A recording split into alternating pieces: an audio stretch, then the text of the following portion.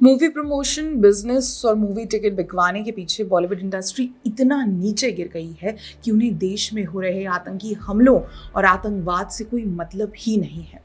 बस मौत का तमाशा देखकर फिल्म बनाने निकल जाते हैं। कश्मीर के पहलगाम हमले के बाद से कितने बॉलीवुड एक्टर्स ने मरने वाले हिंदुओं के लिए आवाज उठाई। आप कहेंगे बॉलीवुड वालों का इससे क्या लेना देना, वो क्यों आवाज उठाएं? तो फिर यही बॉलीवुड वाले आतंकवाद को प्रमोट करने वाले पाकिस्तानियों को गले क्यों लगाते फिरते हैं? इस इंडस्ट्री से क्यों बार बार आवाज उठती है कि कलाकार की कोई बॉर्डर नहीं होती? हमें फहाद खान के साथ फिल्म बनाने दो, हमें आतिफ असलम से गाने गवाने दो। अरे इससे हमें याद आया कि बॉलीवुड तो सच में वापस से फहाद खान के साथ फिल्म बना चुका है। अभी कुछ समय पहले ही तो अबीर गुलाल फिल्म का टीजर जारी हुआ था, जिसमें वाणी कपूर के साथ फहाद खान का कमबैक हुआ था। पुलवामा हमले के बाद बैन हुए पाकिस्तानी एक्टर को बॉलीवुड ने फिर से 9 साल बाद फिल्म दे दी है। शायद बॉलीवुड ये मानकर चलता है कि मरने वालों का दुख और देश पर आतंकवाद की जो पीड़ा है वो 9-10 साल में खत्म हो जाती है।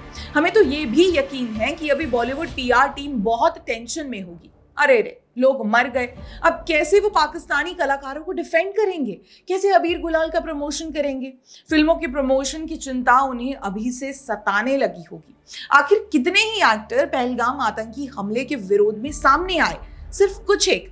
अभी 1 साल पहले ही Bollywood actor and singer Ayushmann Khurrana एक कॉन्सर्ट में दिल दिल पाकिस्तान गाना गा रहे थे।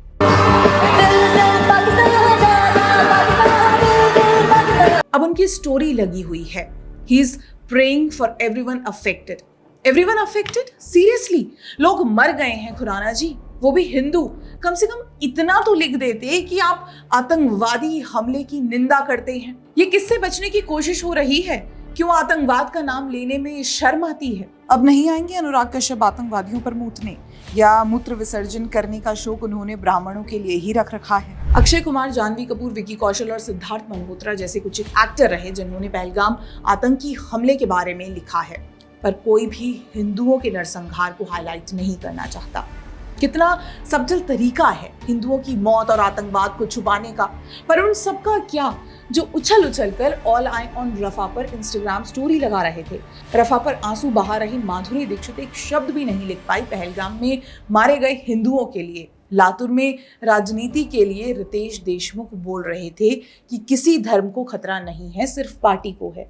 आज पहलगाम अटैक को इतना नहीं लिख पाए कि हिंदुओं पर आतंकी हमला किया गया, वरना रफा के लिए तो इंस्टाग्राम स्टोरी इनकी भी लगी ही थी। जैकलीन फर्नांडिस, आलिया भट्ट, रकुल प्रीत, कीर्ति खरबंदा, सोनम कपूर, वरुण धवन, नामों की लिस्ट बहुत लंबी है जिन्होंने ऑल आई ऑन रफा की तो स्टोरी लगाई, पर ये ही लोग हिंदुओं की मौत पर या तो चुप या फिर फॉर्मेलिटी ट्वीट करके चलते बने हैं। वरुण धवन लिखते हैं कि उन्हें दुख है, ट्वीट करने से क्या ही हो जाएगा। जो वरुण धवन जी इंस्टाग्राम स्टोरी से क्या हो रहा था वो क्यों लगाई थी? पहलगाम की चीख आपके कानों तक नहीं पहुंच रही तो रफा की कैसे पहुंच गई? ऐसी हरकतों के चलते ही बॉलीवुड से दलाली और देश से गद्दारी करने की बदबू आती है। कभी कभी लगता है कि लोग बेमतलब बॉलीवुड को उर्दूवर्ड कहकर बदनाम करते हैं। अब समझ आ रहा है क्यों कहते हैं। सुष्मिता सेन को उनके फैंस ने बहुत प्यार दिया है, पर वे एक भावना का शब्द भी उन्हें वापस नहीं दे पाई। पाकिस्तानी कलाकारों की वकालत करने वाली सुष्मिता सेन ने अभी तक एक ट्वीट नहीं किया है पहलगाम आतंकवादी हमले को लेकर। स्वरा भास्कर तो बहुत पहले ही इस्लामिस्ट बन चुकी थी, अब उन्हें बॉलीवुड में गिना जाए भी या नहीं हमें ये तय नहीं कर पा रहे। पर रफा के लिए ट्वीट से लेकर इंस्टाग्राम तक मोर्चा खोलने वाली स्वरा ने पहलगाम आतंकी हमले पर ट्वीट भी किया तो प्रोपेगेंडा फैलाने के लिए। पहलगाम में मासूम हिंदू मार दिए गए और स्वरा कह रही हैं कि लोगों की लाशों पर सनसनीखेज तमाशा न करें। सवाल उठाने आतंकवाद को आतंकवाद कहने को वे सनसनीखेज तमाशा कहती हैं।